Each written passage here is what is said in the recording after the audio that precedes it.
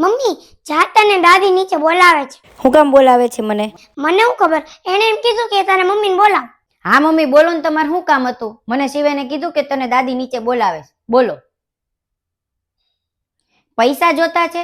તમારે પૈસાને શું કરવા છે? તમે તો આખો દી ઘરમાં જ છો, તમારે ક્યાં ક્યાંય બહાર જવું છે તો પૈસા જોઈએ. તું બાને મળી આવી? બા તને બોલાવતા હતા. હા મળી આવી. શું કામ હતું? બાને કેમ બોલાવતા હતા? અરે કાંઈ નહીં શિવેન, એને છે ને પૈસા જોતા હતા. શેના પૈસા જોતા હતા?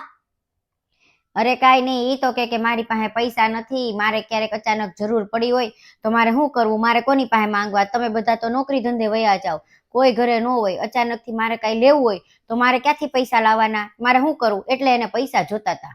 વાત તો સાચી છે. વાત સાચી તો છે, પણ એને પૈસાને શું કરવા છે? ઈ તો આખો દી ઘરે જ રહેવાના છે, અને એને જે વસ્તુ જોઈએ છે એ બધી વસ્તુ લાવી તો આપીએ છીએ. હવે એને પૈસા રાખીને શું કામ છે?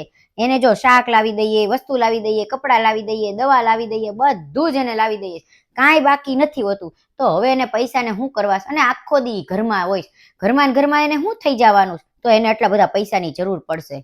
તારો મતલબ એમ છે કે ઘરના કોઈ દિવસ પૈસાની જરૂર પડે જ નહીં, બહાર જે જતા હોય એને જ પૈસાની જરૂરત પડે, ઘરના હોય ઘરે બેઠતા હોય એની પૈસાની જરૂરત પડે. લે એમ હું પૈસાની જરૂરત પડે કે? તો ઘરે બેઠા એને શું ખરીદવું છે? હું એવું તો લેવું છે કે એને પૈસા જોઈએ છે? હું તને એક વાત કહું, અઠવાડિયા પહેલાની વાત છે. કઈ વાત? હું છે ને દાદી યાર એક દી ગાર્ડનમાં ગયો તો છે ને મેં એને એમ કીધું કે મને આઈસ્ક્રીમ ખવડાવે, તો એને એનું પર્સ બતાવીને કીધું કે અત્યારે મારી પાસે તો પૈસા છે નહીં, એટલે હું તો નહીં ખવડાવી શકું. આ તો એમાં શું થઈ ગયું પર્સ બતાવ્યું તો?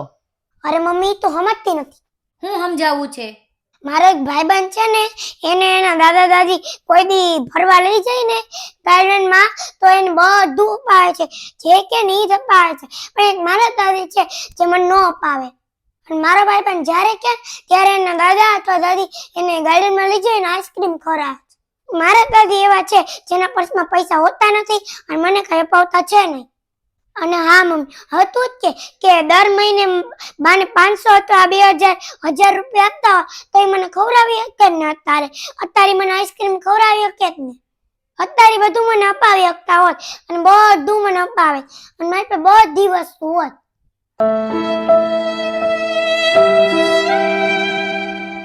હા વાત તો સાચી છે, પૈસા આપતા હોત તો અપાવી શકે, પણ અમે પૈસા નથી આપતા એ ભૂલ છે.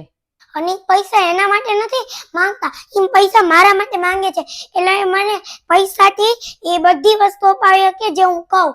એ પૈસાથી આઈસ્ક્રીમ મને ખવડાવી શકે, મને રમકડા અપાવી શકે, મને ગાર્ડનમાં ફરવા લઈ જઈ શકે.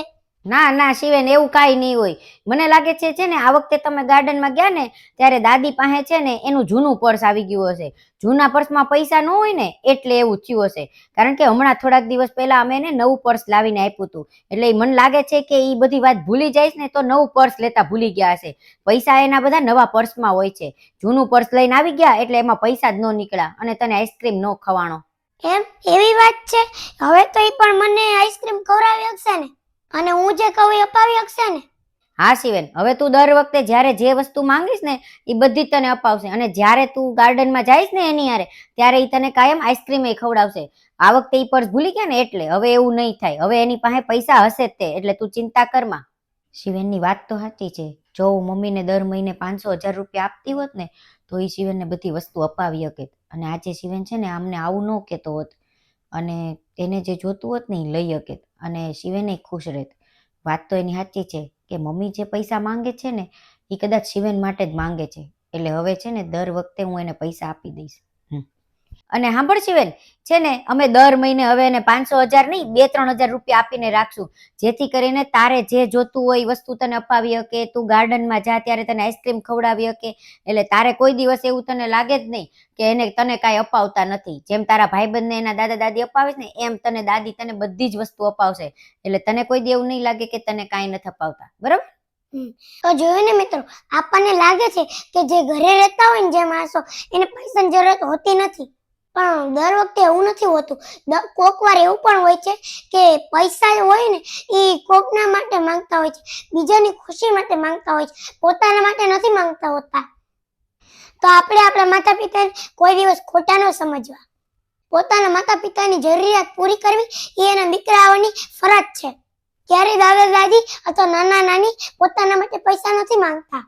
એના દીકરા અને એની દીકરાના માટે એની ખુશી અને એની જરૂરિયાત પૂરા કરવા હંમેશા એ પૈસા માંગે છે.